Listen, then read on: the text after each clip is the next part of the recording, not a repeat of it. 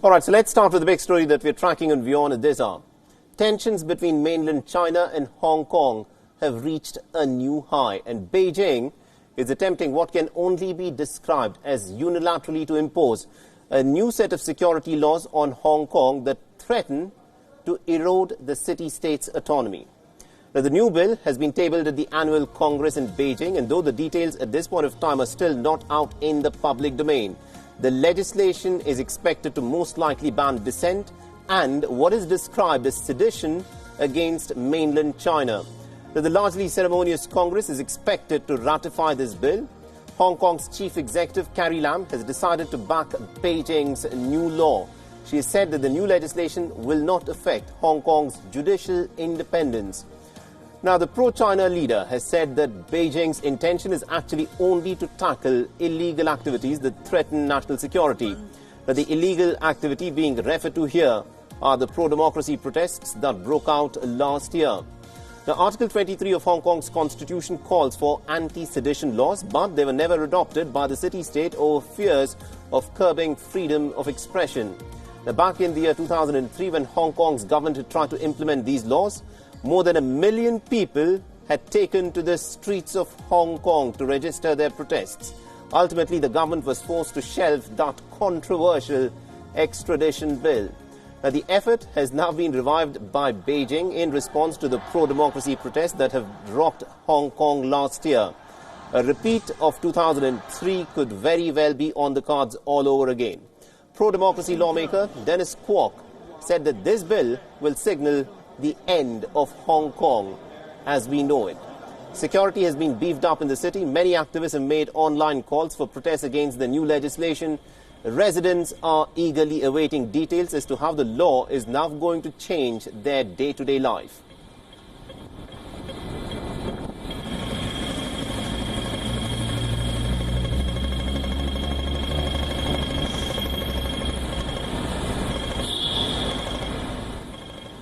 Kind of security law for the interest of communist regime. And the most important issue is this national security law. It detailed regulation mentioned that it might target any activist or politician that engage in any kind of international advocacy, which means that if young activists participate in congressional hearing, meet with MPs in UK, they might also be targeted and also face any kind of political prosecution that we never imagined in the previous day. But Hong Kong is a global city. We must let our voice be heard worldwide.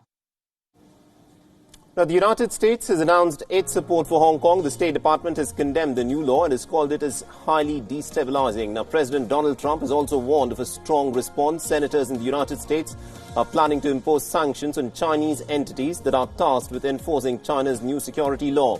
There's also bipartisan support for Hong Kong in the United States. China has also sounded a warning to pro-independence forces in Taiwan as well. Beijing has called for a complete reunification between Taiwan and mainland China. It's also promised to improve the cross-strait ties.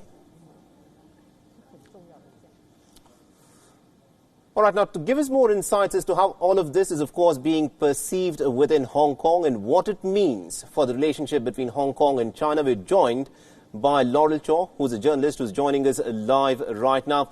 Now, Laurel, let me begin by asking you this. The proposals of this new controversial bill at this point of time are not clear, but what are you picking up from your sources there? What will this new law do in changing the equation between Hong Kong and China?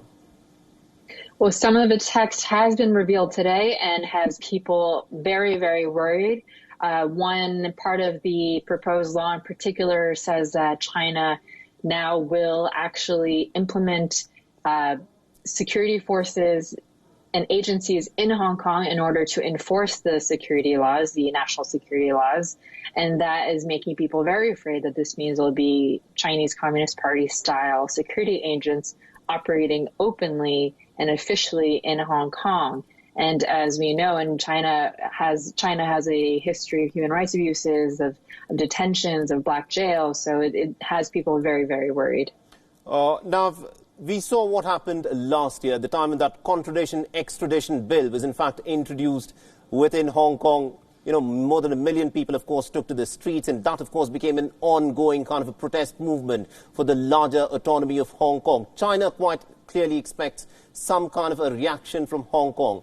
But considering that the world is only slowly beginning to emerge out of the coronavirus pandemic, where social distancing is so crucial, is China trying to push through such a controversial law? Because not many people may take to the streets in Hong Kong now. Yes, that is the concern, that China is cracking down more than it actually ever has on the protests throughout the pandemic, because people are too concerned in other countries with their own problems. In Hong Kong, the virus is almost under control, so the social distancing measures in Hong Kong aren't quite as strict as they are in other countries. But for example, no more than 8 people can gather at once in public, and the measures for this were extended to June 4th. June 4th is the anniversary of the Tiananmen massacre. Traditionally, tens of thousands of people gather for commemoration every year. So that was seen as a political move. So people will probably take to the streets. People are less worried about the virus now, though they're still definitely vigilant. So I do expect there to be protests in any case. Right, and also what China, in its objective for bringing in this new security law, says is that it is to ban treason, secession, sedition, and subversion. All of these are words that perhaps China would like to use to describe the protest movement that we saw play out in Hong Kong last year. Is there now a fear that this is the Chinese state which is now trying to strip Hong Kong of all of its autonomy that was granted to Hong Kong under the one state and two systems compromise that was struck in 1997? Absolutely. For all the erosions of Hong Kong's freedoms and autonomy that we've seen in the past few years, this by far is the most significant step that Beijing has taken in order to assert its control over the territory. So people are very worried. People are worried what this will mean for Hong Kong as we know it, whether it can still function as an international financial hub, where if people can still be journalists freely, if I can still work freely, if people can still speak their mind freely. This has a lot of implications for the future of Hong Kong. We're still trying to understand what it means, but people are certainly worried. Right, and just before I let you go, Laurel, Xi Jinping is under a lot of pressure. Till last year, it was the protests in Hong Kong that was seen as his biggest stumbling block. And this year, of course, it was different. It was the COVID-19 pandemic. Is he also, because he wants to try and change his image for his own masses back home, would he now take a much stronger and much more stringent stand on Hong Kong? It's a good question as to how he sees this and his wider strategy to maintain in power. He's the most powerful leader that Beijing and China have seen for decades, and he'll want to maintain that. But here what we're seeing is he thinks that this is the move that Beijing, this drastic step is the step that it has to take in order to keep Hong Kong under control. So it also shows that they are worried about Hong Kong and Macau slipping out of its control. All right, we'll have to leave it there. Thank you very much indeed, Laurel Shaw, for joining us and getting us all those insights into this very controversial law that's been tabled within Beijing today. It'll be very interesting to see as to how all of this, of course, will play out and how the local people in Hong Kong, of course, respond to it.